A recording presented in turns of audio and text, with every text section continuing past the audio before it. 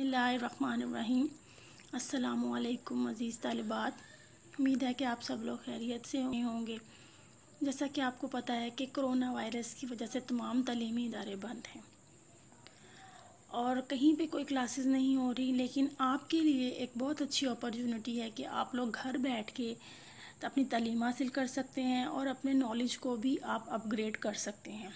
तो किस तरह से आप कर सकते हैं कि आप इन ऑनलाइन क्लासेस में अपने सब्जेक्ट से रिलेटेड वीडियोस को सेव करके आप दिन में किसी भी टाइम सुन सकते हैं। आप अगर आपको कोई चीज़ समझ नहीं आती तो आप उसको रिपीट करके सुन सकते हैं।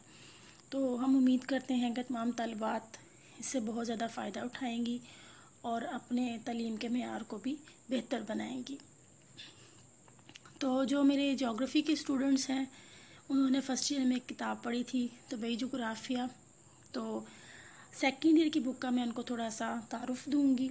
वो तारुफ़ देना क्यों ज़रूरी है, क्योंकि सेकंड ईयर की बुक में बहुत सारी चीज़ें तकरीबन एक ही पैटर्न पे चलेंगी, यानी एक ही तरह का उनका जो पैटर्न है वो चलेगा। तो इसलिए मैंने ज़रूरी समझा कि मैं थोड़ा सा बच्चों को जोग्राफ़ी का तारुफ़ करा दूँ।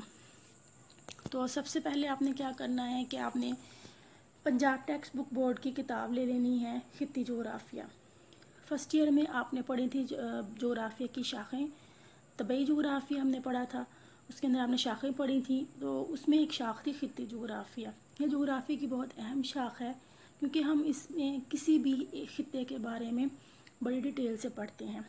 तो आपकी इस किताब में क्या है ये मैं आपको अभी डिटेल से बताती हूँ। तो खित्ती जोग्राफिया में हमने क्या पढ़ना है, हमने जो दुनिया में बरे आज़म मौजूद हैं उनके बारे में हमने पढ़ना है। तो सबसे पहले आप थोड़ा सा बैक पे चले जाएं, फ़र्स्ट ईयर की बुक पे चले जाएं। तो हमने फ़र्स्ट ईयर में ये पढ़ा था और ये जनरल नॉलेज के में भी हमें पता है कि ज़मीन के ऊपर खुश्की जो है वो 30% मौजूद है और पानी जो है वो 70% मौजूद है।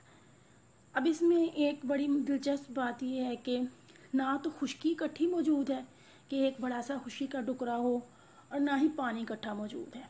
तो क्या है कि खुश्की के टुकड़े बीच बीच में मौजूद हैं और बीच में पानी उनके मौजूद है। वो पानी किस फॉर्म में है, वो पानी समंदरों की फॉर्म में है। और कुछ पानी जो है वो खुश्की पे भी दरिया, नदी, नाले और झीलों की शक्ल में मौजूद है। तो हमने अपने खित्ती जोग्राफिया में बरे आज़मों के बारे में थोड़ा सा हमने डिटेल में पढ़ना है। तो सबसे पहले हमें ये पता होना चाहिए कि बरे आज़म का मतलब क्या है। बरे आज़म दो लफ्ज़ों से बना है, बर और आज़म। बर का मतलब है खुश्की और आज़म का मतलब है बड़ा। तो इसका क्या मतलब है कि खुश्की का बड़ा टुकड़ा। अब आपने पहले पढ़ा होगा कि दुनिया में 7 बड़े बरे आज़म हैं। अगर किसी को नहीं भी पता तो जब आप बुक लेंगे तो आपकी बुक पे पहले पेज पे ये मैप दिया हुआ है। अगर आप इस मैप को अच्छी तरह से गौर से देख लेंगे और थोड़ा सा जहन में बिठा लेंगे तो आपको किसी किस्म की कोई परेशानी नहीं उठानी पड़ेगी। तो अब आप देखें मैप के ऊपर आपको नज़र आ रहे हैं ये जो कलरफुल से हैं ये खुश्की के टुकड़े हैं और जो ब्लू कलर से है वो पानी है, ये हमें पता ही है। तो हमने समंदरों के बारे में भी पढ़ा था फ़र्स्ट ईयर में। तो जो ग्रीन कलर का है ये बरे आज़म एशिया है, इसके साथ बरे आज़म यूरोप है, नीचे बरे आज़म अफ्रीका है, इनके बिल्कुल राइट हैंड पे बरे आज़म ऑस्ट्रेलिया है। इस तरफ आ जाए तो शुमाली अमेरिका पर्पल से शेड में है और नीचे जनूबी अमेरिका और सबसे नीचे है अंटार्कटिका। अब आप देखें कि इन बरे आज़मों के दरमियान में बड़े बड़े समंदर हैं। हमें पता है कि सबसे बड़ा समंदर बहरुल काहिल है। अब ये आपको एक तरफ से इस तरफ को नज़र आ रहा है, एक तरफ इस तरफ नज़र आ रहा है, यानी राइट और लेफ़्ट दोनों साइड्स पे नज़र आ रहा है। अब इसकी वजह ये है कि जब ये फ्लैट पेपर है, जब आप इसको टर्न करके गोल करेंगे तो ये दोनों टुकड़े जब आपस में मिल जाएंगे तो बहरुल काहिल जो है वो इकट्ठा हो जाएगा। बहरुल काहिल सबसे बड़ा समंदर है, फिर बहर कियानूस है, बहर हिंद है, बहर मंजमन जनूबी है, बहर मंजमन शुमाली है। ये आपको सारे उसके ऊपर नज़र आ रहे हैं। अगर आप दिन में सिर्फ 2 से 3 दफ़ा इस मैप को देख लेंगे तो आपको सारी चीज़ें खुद ब खुद याद हो जाएंगी। अच्छा, अब हमने ये बरे आज़म सारे मैप के ऊपर देख लिए। अब हमने देखना ये है कि इन बरे आज़मों के बारे में हमने क्या पढ़ना है। तो बरे आज़म जो भी हम बरे आज़म शुरू करेंगे उसके सबसे पहले हम पढ़ेंगे तबई खदुखाल। तबई खदुखाल आपको पता है कि ज़मीन की सतह एक जैसी नहीं है उसके ऊपर पहाड़, मैदान, सतह मुर्तफ़ा, दरिया, सहरा, समंदर, हर चीज़ मौजूद है।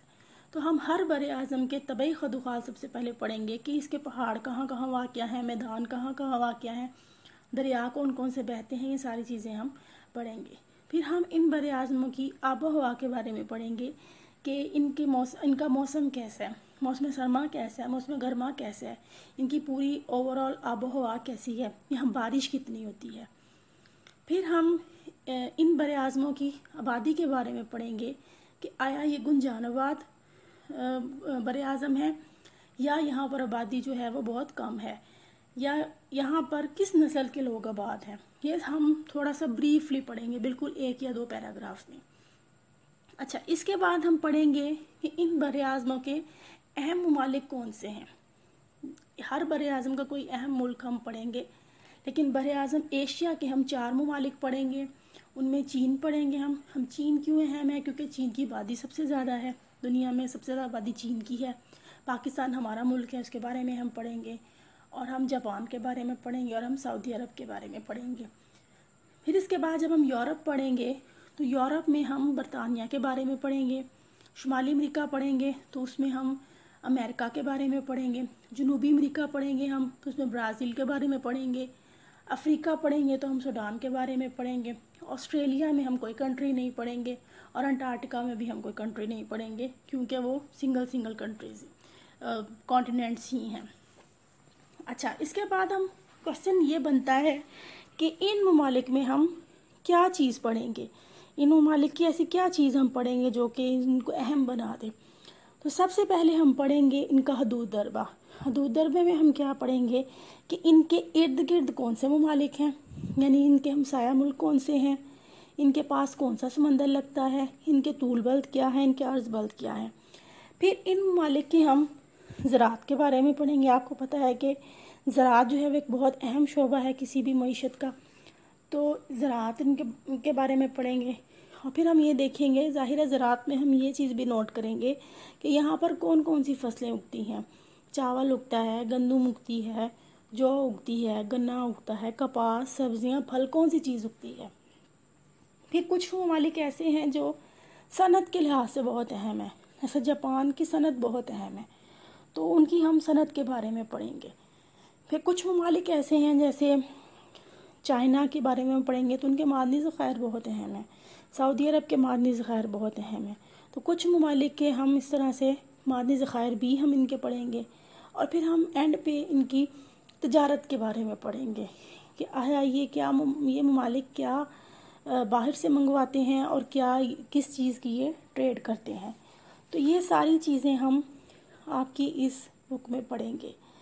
तो अब इंशाल्लाह नेक्स्ट लेक्चर में आपको मैं अपना पहला लेसन शुरू करवाऊँगी। तब तक आप अपनी बुक ले लें और अपना ख्याल रखिएगा। अल्लाह हाफिज़।